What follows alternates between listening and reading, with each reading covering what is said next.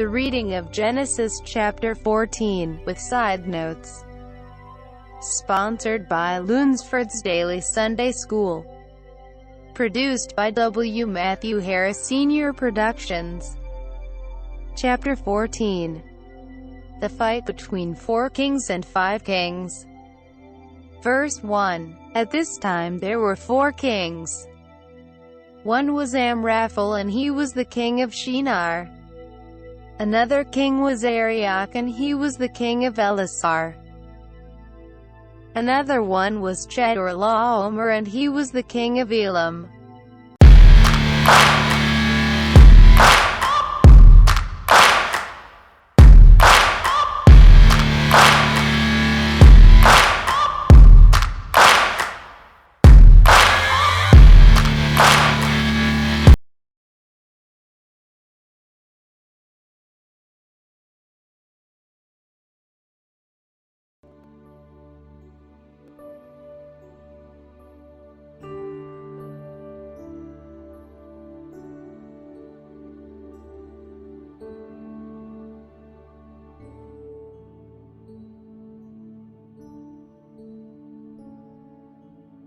The reading of Genesis chapter 14, with side notes. Sponsored by Lunsford's Daily Sunday School. Produced by W. Matthew Harris Sr. Productions. Chapter 14. The fight between 4 kings and 5 kings. Verse 1. At this time there were 4 kings. One was Amraphel, and he was the king of Shinar. Another king was Arioch, and he was the king of Elasar. Another one was Chedorlaomer, and he was the king of Elam. The other king was Tidal, and he was the king of Goyim. Verse 2. These 4 kings fought in a war against 5 kings. One out of these 5 kings was Bera, and he was the king of Sodom. Another one was Birsha, and he was the king of Gomorrah. Another one was Shinab, and he was the king of Admah. Another one was Shemeber, and he was the king of Zeboim. The last one was the king of Bela, which is also called Sor. Verse 3. These 5 kings joined their armies together in the valley that is called Siddim. That is the valley where the Salt Sea is. Verse 4. For 12 years Chedorlaomer had ruled over these 5 kings. In year 13, they refused to obey him. Verse 5. In year 14, Chedorlaomer came, and the kings who were with him came. They overcame the Rephaim people who lived in Ashtaroth Karnaim. They overcame the Zuzim people who lived in Ham. They overcame the Ammon people who lived in Shavah-Kiriathaim. Verse 6. And they overcame the Horites who lived in Mount Seir as far as El Paran. That is at the edge of the desert. Verse 7. Then the 4 kings turned back, and they came to En-Mishpat. That is also called Kadesh. There they destroyed all the region where the descendants of Amalek lived. They also overcame the Amorites who lived in Hazazon Tamar. Verse 8. Then the 5 kings went out. One was the king of Sodom. Another one was the king of Gomorrah. Another one was the king of Admah. Another one was the king of Zeboim. The last one was the king of Bela, which is also called Sor. They fought in the valley that is called Siddim. Verse 9. They fought against the 4 kings. One out of these 4 kings was Chedorlaomer, king of Elam. Another one was Tidal, king of Goyim. Another one was Amraphel, king of Shinar. The last one was Arioch, king of Elasar. So 4 kings fought against 5 kings. Verse 10. Now in the valley that is called Siddim there were many deep holes. people had made these holes when they took bitumen from the ground. The kings of Sodom and Gomorrah ran away and they hid in the holes. Other people ran away to the hills. Verse 11. So the enemy took all the goods in Sodom and in Gomorrah. They took all the food that people had stored. Verse 12. They also took Lot who lived in Sodom. And they took all Lot's goods. Lot was the son of Abram's brother. The enemy took all these things and they went away. Verse 13. Then one person who had escaped came to Abram. He told Abram the Hebrew what had happened. Abram the Hebrew was near the big trees that belonged to Mamre. Mamre was an Amorite and he was the brother of Eshel and of Aner. These people were Abram's friends. Verse 14. So Abram heard that the enemy had made his relative Lot a prisoner. Abram had trained 318 men who were born in his house. He led these men and they followed the enemy as far as the place that is called Dan. Verse 15. There Abram divided his men into two groups. Abram and his servants attacked the enemy at night. They defeated them and they pursued them to Hobah. Hobah is north of Damascus. Verse 16. Then Abram brought back all the goods. He also brought back his relative Lot with his goods. And he brought back all the women and the people. Verse 17. So Abram defeated Chedorlaomer. And he defeated the kings who were with him. Then he returned. The king of Sodom went out to meet Abram. He met him at the valley called Shaveh, which is also called the King's Valley. Verse 18. And Melchizedek also met Abram. He was the king of Salem and he was a priest of the great God. He produced bread and wine. Verse 19. And he blessed Abram. He said, I pray that the great God will be kind to Abram. He is the God who made the heaven and the earth. Verse 20. Praise the great God, because he has delivered your enemies to you. And Abram gave to Melchizedek a part of the goods that he had brought back. He gave to him one thing out of every 10 things. Verse 21. The king of Sodom said to Abram, Give the people to me, but take the goods for yourself. Verse 22. But Abram spoke to the king of Sodom. He said, I have made a firm promise to the great Lord God, who made the heaven and the earth. Verse 23. I promised that I will not take anything from you.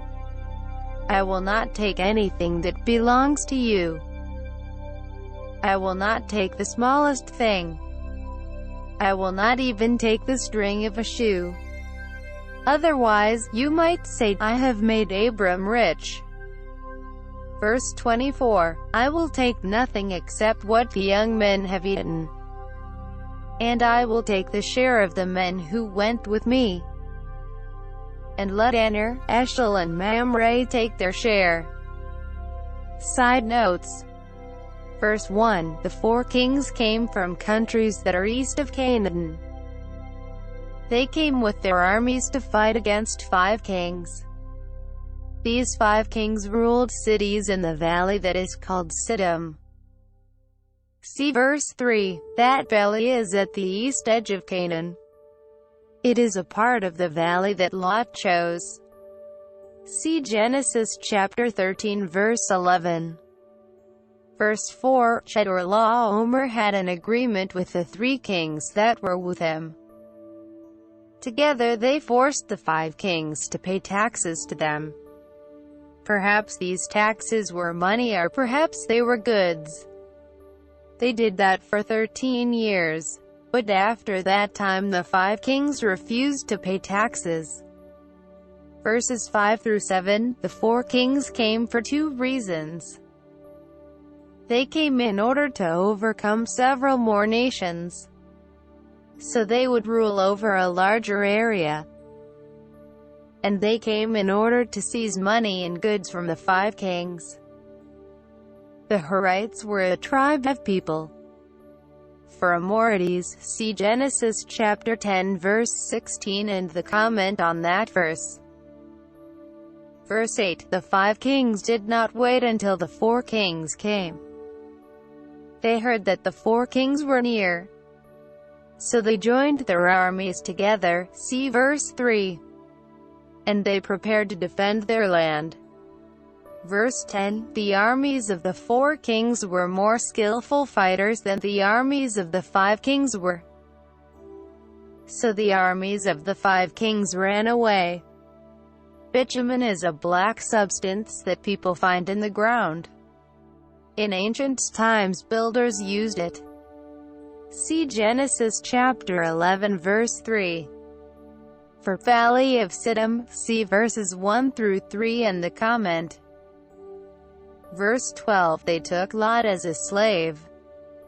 And they also took other men and women as slaves. See verses 16 and 21. Abram rescues Lot. Verse 13, the Amorites were a tribe of people. Mamre was the name of a town. See Genesis chapter 13 verse 14. But in this verse, Mamre is the name of a person who lived in that town. Genesis has other examples of this. Haran was a man. He lived in the city that was called Ur. His relatives went to the city that was called Haran. See Genesis chapter 11 verse 28 and 31. Shechem was a man. He lived in the city that was called Shechem. See Genesis chapter 33 verse 18 and 19. Verses 14 and 15. Abram usually lived at peace with his neighbors. He did not usually fight, but because Lot was a prisoner, Abram had a good reason to fight.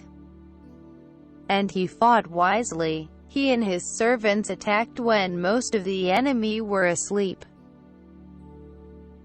They attacked as two groups. One group attacked from one side and the other group attacked from the other side. Abram had 318 men. The armies of the four kings were certainly much more than that. But God gave success to Abram. Abram's attack was successful for two reasons. He acted wisely and he trusted in God. We need to do the same. If we wish to succeed, we should trust in God. But we also need to act wisely. From Dan to Sodom is a distance of 240 kilometers minus 150 miles. Verse 18, Salem was probably the city that is also called Jerusalem. Melchizedek was the king of Salem. The word Melchizedek means righteous king. He produced bread and wine. Bread and wine were ordinary food.